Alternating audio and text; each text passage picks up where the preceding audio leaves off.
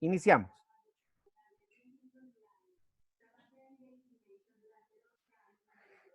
Doutor, yo voy a pedir permiso y ya voy a mirar una reunión de la universidad. Vaya tranquila, Nayara. Vaya. Gracias. Muy bien. Ya hemos hablado de fracturas traumáticas, ya que es generalmente por algún golpe. También ya ahora tenemos que hablar de, existen otras que son las fracturas por fatiga o sobrecarga o por estrés. ¿Son comunes? Sí, son comunes. No siempre son diagnosticadas. Así es que es por eso hablar de ellas para tener en cuenta este tipo de fracturas. Estas se dan más en pacientes jóvenes que practican alguna actividad física exigente. ¿Ya? Es más común en los jóvenes. ¿Por qué? Porque a veces, generalmente los atletas se sobreesfuerzan, ¿ya? O los militares también, por los rigurosos ejercicios que realizan, pueden tener algún tipo de fractura por fatiga, sobrecarga o estrés. La primera clase, la clásica presentación es en la parte media diaficiaria, es decir, en la parte media del hueso, del tercer metacarpiano, fractura de Downs-Londer le llaman, ¿ya? ¿Cuál es esta? Generalmente es la fractura de boxeador que le llaman, cuando golpean y se fracturan el metatarsiano, ¿ya? Estas fracturas se diagnostican con estudios como gammagrafía, ¿ya? Por una resonancia también se puede diagnosticar. Y la segunda también es en los huesos largos diaficiarios. ¿A cuál se refiere? A la que es por sobrecarga. En los huesos largos diaficiarios. ¿Cómo es generalmente esto? El deportista, el diagnóstico es precoz cuando el deportista o la persona afectada empieza a sentir dolor en la parte del hueso sin haber tenido ningún tipo de golpe. Está corriendo, no sé, se está preparando para un 20K y está corriendo y a los 10K le empieza a doler el hueso. Y no es un dolor superficial, es bien profundo, por eso digo el dolor del hueso.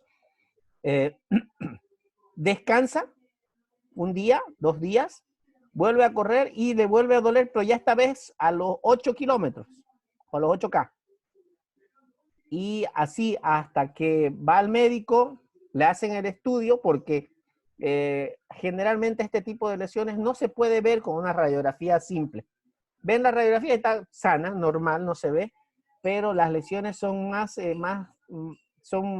necesitan un estudio más especializado y ahí es que hacen la gammagrafía o la resonancia para poder diagnosticar este tipo de lesiones, ¿ya?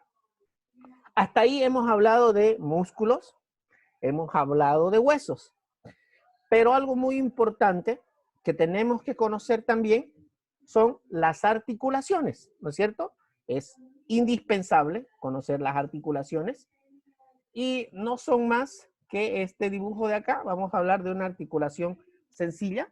La articulación es simplemente la unión de dos huesos, ¿ya? La unión material de dos o más piezas, de modo que por lo menos una de ellas mantenga alguna libertad de movimiento. Por lo menos en una de las dos partes de la unión, de la articulación, tiene uno de los dos que tener movimientos, ¿ya? Puede tener ambos, pero por lo menos uno. Es la unión de dos o más huesos. La función más importante de la articulación es constituir puntos de unión del esqueleto a través de huesos y cartílagos, ¿no? Esa es la función más importante. Así, facilitar los movimientos mecánicos, proporcionándole elasticidad y plasticidad al hueso. Sin las articulaciones, no pudiéramos tener los movimientos que nos proporcionan los músculos, ¿ya? O sea, cada una de las partes de nuestro cuerpo es importante y cumplen una función determinante. Tipos de articulaciones. No todas las articulaciones son iguales. Acá tenemos ejemplos de articulaciones, ¿ya? Tenemos articulaciones móviles, es decir, que tienen mucho movimiento. Tenemos articulaciones semimóviles, ejemplo ahí en las vértebras, porque sí las movemos, pero no las movemos totalmente, ¿no es cierto? Y tenemos articulaciones fijas, como las que tenemos en el cráneo, ¿ya? Porque es la unión de dos o más huesos también en el cráneo, pero son fijas, no se mueven, ¿ya? Ahí están las fijas, tienen movimiento prácticamente imperceptible, huesos del cráneo. Tienen las móviles, que son las del movimiento fémur y pelvis, y las semimóviles, que son los movimientos limitados, que son las vértebras. Lo mismo que hemos hablado, ¿ya? Ahora, ya hemos hablado entonces de músculo estriado, hemos hablado de hueso, hemos hablado de lesiones en los huesos, que son las fracturas, hemos hablado de articulaciones, y ahora nos toca hablar ¿de qué? Del músculo liso.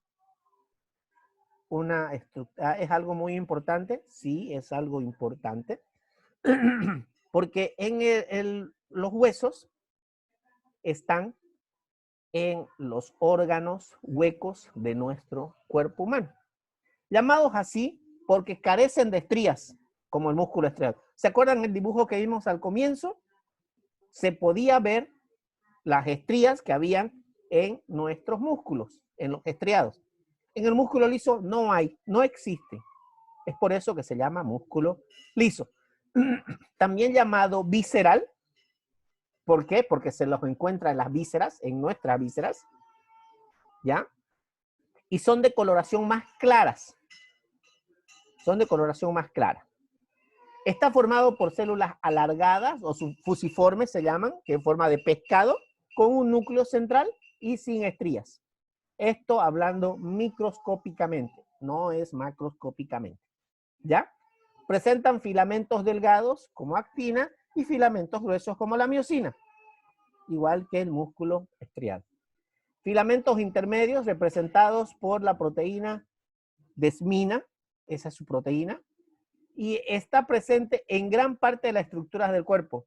En prácticamente todos nuestros órganos huecos está el músculo liso.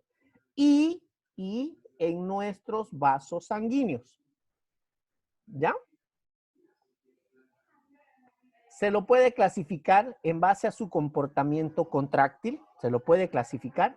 Existen dos tipos de músculo liso, que es el unitario visceral y el multiunitario, como lo encontramos en el ojo. ¿Ya? En nuestros ojos tenemos el músculo liso de forma multiunitaria. Y en nuestras vísceras tenemos unitario, músculo liso unitario, ¿ya? Está controlado por neuronas, esto a través de terminales nerviosas que forman varicosidades. Así se llaman las terminales nerviosas que controlan a nuestro músculo liso. Toda esta comunicación es química. Ya hemos visto eso en las comunicaciones celulares. La comunicación de nuestro músculo liso, de nuestro cerebro a nuestro músculo liso, es una comunicación química. ¿Ya? Ahora, ubicación puntual de nuestro músculo liso. ¿Dónde lo encontramos?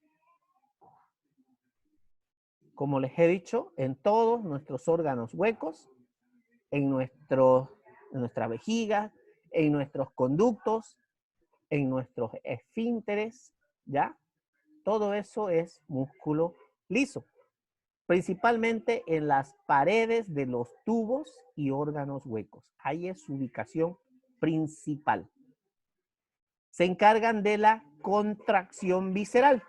Todas nuestras vísceras están formadas por músculo liso.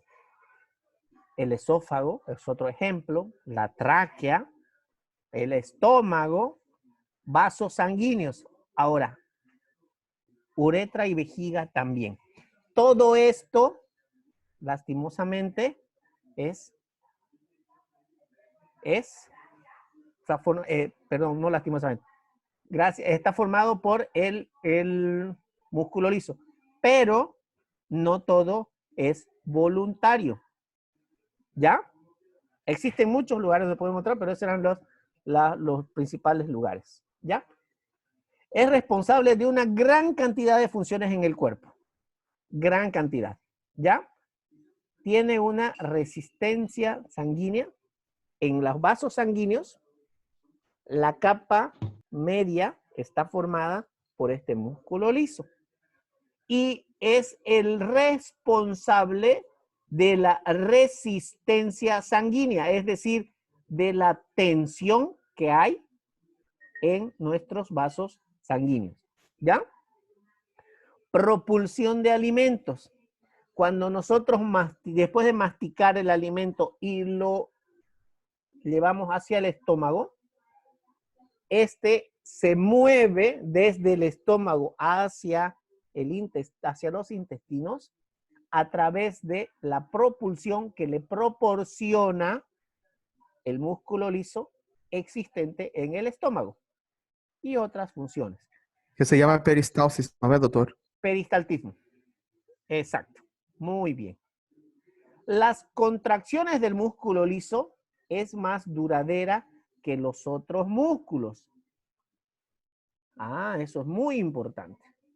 ¿Por qué creen que pueda ser más duradera la contracción de un músculo liso que de un músculo esquelético? Es algo muy importante tener en cuenta. ¿Por qué? Porque imagínense, nuestros esfínteres están formados por músculo liso.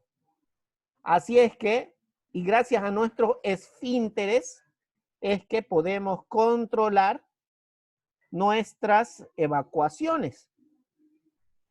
Y nosotros controlamos nuestros esfínteres a través de la contracción.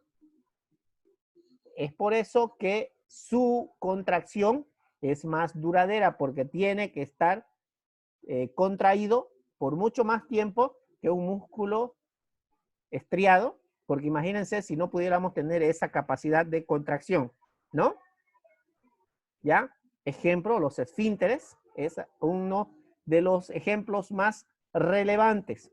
Acá tenemos un ejemplo de las fibras del músculo liso. La contracción también se da por aproximación de los filamentos de actina y miosina, no por sobreposición como en el otro, sino simplemente por aproximación. ¿Ya? Y a través de la intervención de calcio, ustedes se acuerdan, hemos hablado de cómo se da la despolarización de la membrana, es a través de del ingreso de calcio para que pueda despolarizarse y ingresa calcio, sale potasio, ustedes ya saben todo eso que hemos hablado. ¿Ya? En otras células musculares se da a base del todo o nada. ¿A qué se llama la base del todo o nada? O se relaja todo o se contrae todo. Todo o nada. No hay que se contrae un poquito o se contrae a medias. ¿Ya? Esa es la base del todo o nada, hablando de contracciones de los músculos lisos. Chicos, hasta aquí es lo que quería avanzar el día de hoy. ¿Tienen algún